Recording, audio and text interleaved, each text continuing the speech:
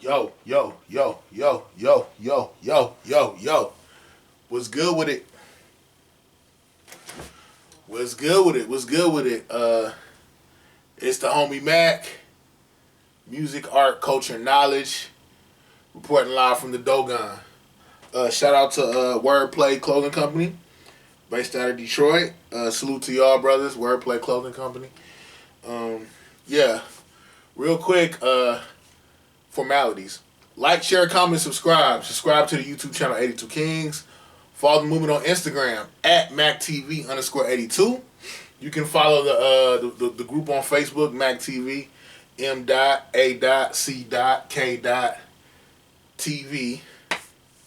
on Facebook. It's, again, the YouTube channel 82 Kings. Rock with the movement. But yeah. This is a session of Mackin with Mack. I'm hitting y'all on the late night tip. Late night tip. It's like midnight and some change right now. It's 1 in the morning right now. One and some change. Again, session of Mackin with Mack. Book review series, Mackin with Mack. Today, or this morning, whatever, twilight, I will be reviewing the book. Hold up. I will be reviewing the book The Prince. The Prince. By none other than Niccolo Machiavelli. The Prince. The Prince. The Prince. The Prince. The Prince. The Prince. The first time I heard about Machiavelli was coming up in the hood as a shorty. Tupac. That was the first time I might have been in middle school. I might have been 12, 13, I don't know. I heard about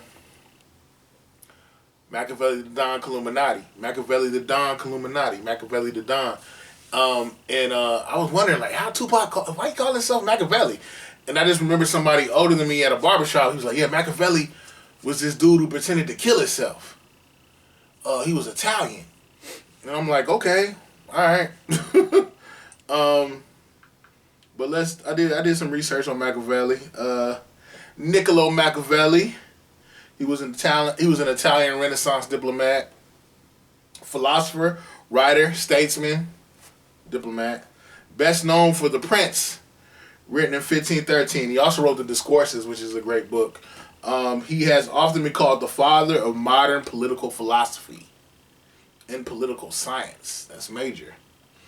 He was born in Florence, Italy, and he died in Florence, Italy in 1527. Some of his influences were Thomas Hobbes. He influenced Thomas Hobbes, Jean-Jacques Rousseau, and Jean-Jacques Rousseau, Friedrich Nietzsche, as well as Francis Bacon. He was influenced by Aristotle, Plato, and Leonardo da Vinci. I was in college. I read this book like my sophomore year of college. And I was like, dang, man, some of the stuff he's saying in this book is cold. And I found out later in college that he was the father. Niccolo Machiavelli became the father of what is known as amoral realism. Amoral realism, and I know that sounds really bad, but an amoral realist basically says, look, this may sound nasty, this may sound ugly, but we got to take our emotions out of this and look at the bigger picture and do what needs to be done. I guess an example I could give is like if a kid is crying, your child is crying because he's got a sore tooth, and you don't want to be the bad guy, but you got to take him to the doctor and sit him in the chair, and your child is looking at you crying like, no, mommy, no, daddy, no. But you're like, yo, I know you're in your feelings right now, but we got to get this rotten tooth out of your mouth. This tooth we got to deal with the situation that's in your mouth that's causing you pain, disease.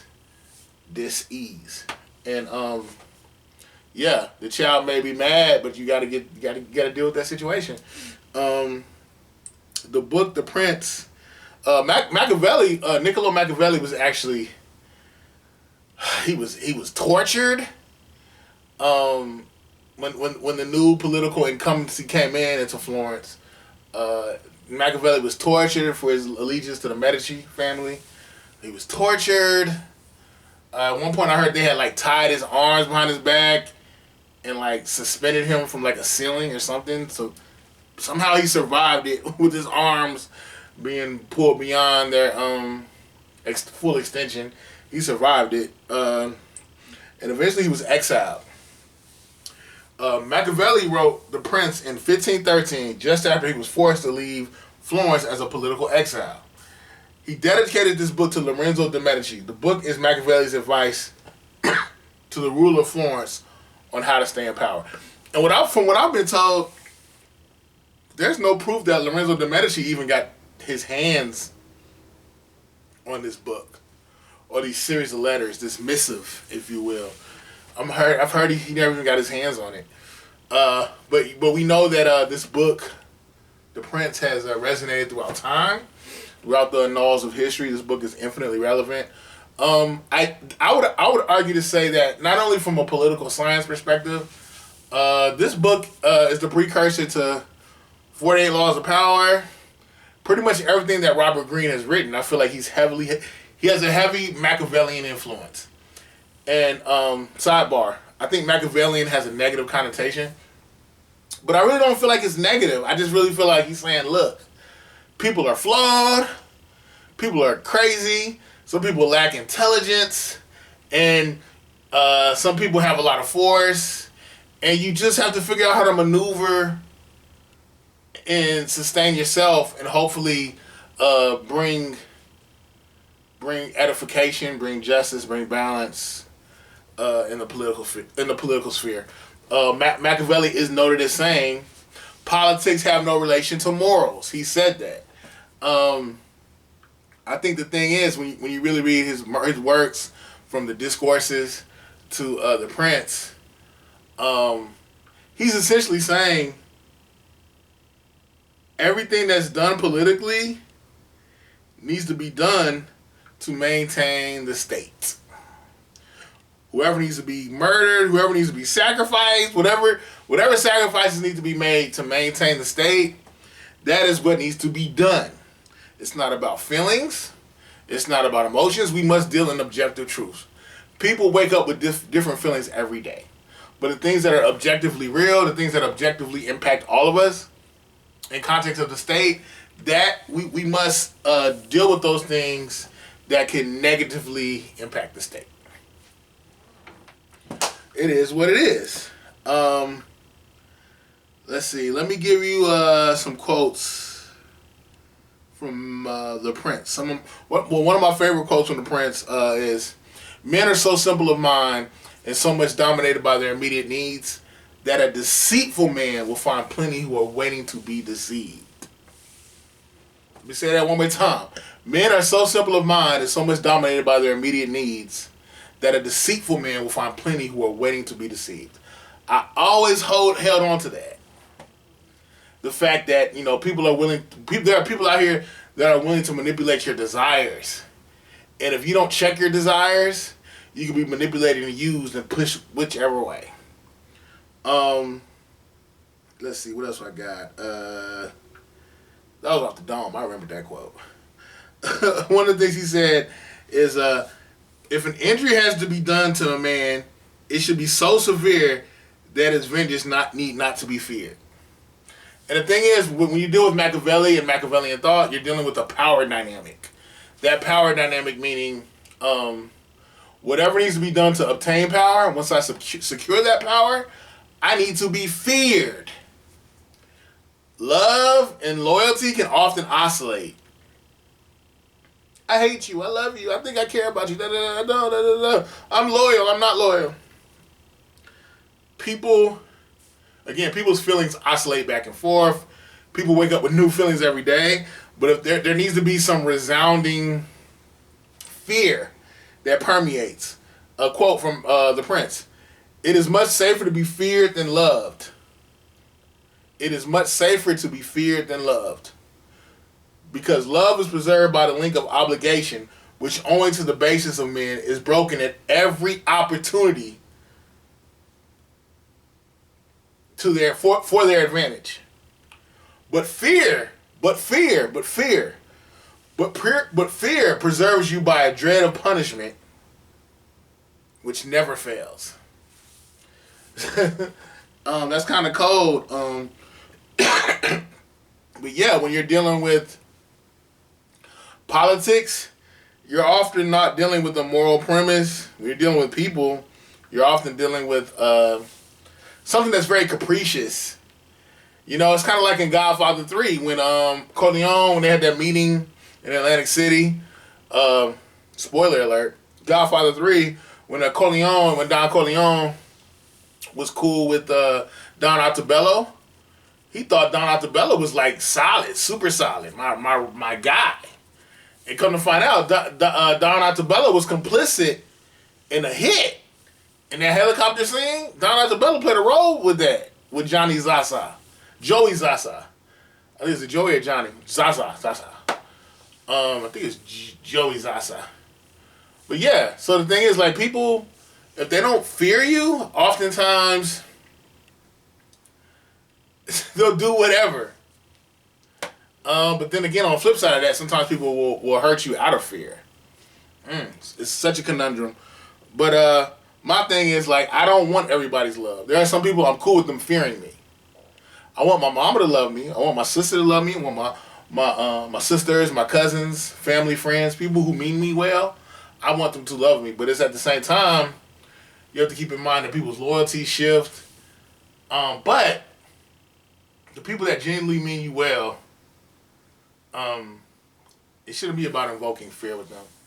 People who are inconsistent, people who, again, oscillate back and forth, those are the people where I would rather have their fear than their love. Because that fear will keep them in check. Yeah, we're talking about it today. Let's see, what else we got?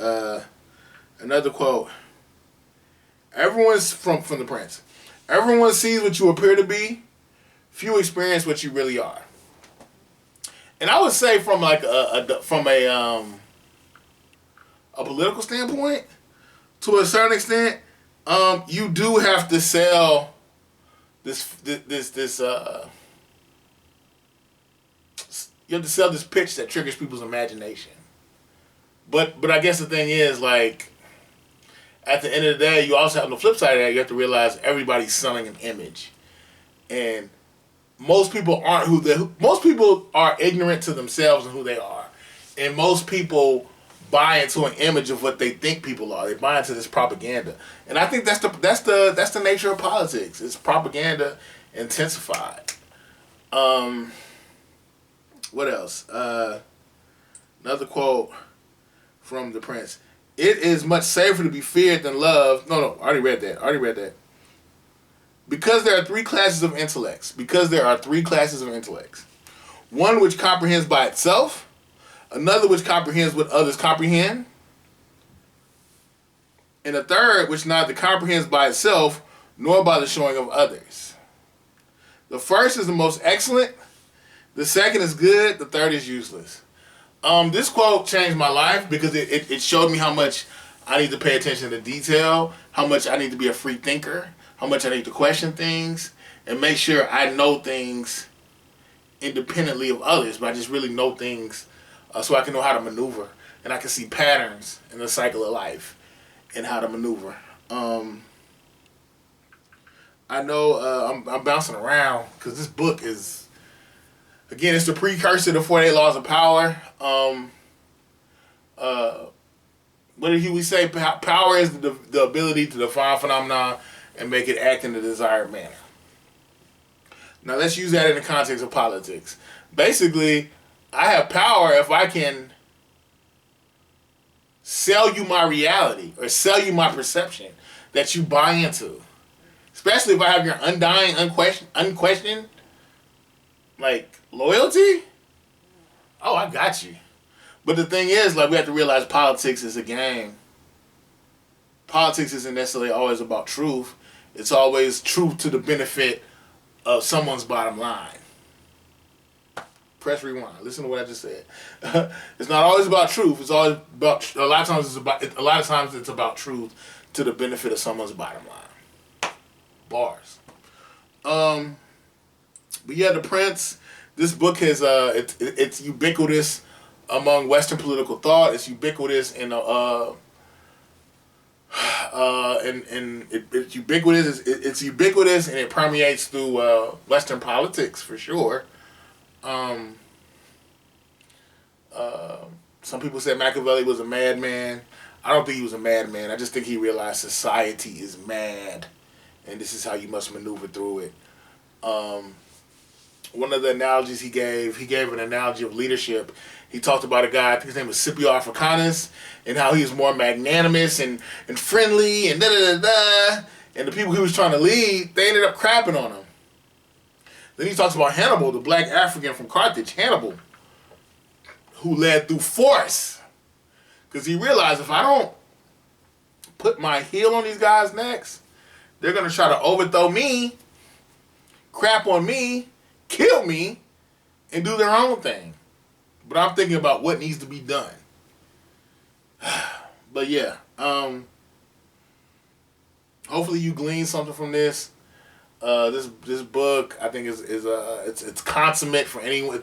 It's consummate reading for anyone who considers themselves to be. It's consummate intellectual thought, consummate political philosophy, consummate human psychology. I think this book needs to be read by any and everyone who wants to understand the dynamics of not only power, but the dynamics of human psychology and the things that reverberate from human psychology, things that influence human behavior. This is a great book. I feel like 48 Laws of Power, and I know Robert Greene has another book, The Laws of Human Nature. All those things are just the Prince on steroids. Amoral realism. It's a savage school of thought, but I've always felt like, dealing with humans can sometimes make you less human.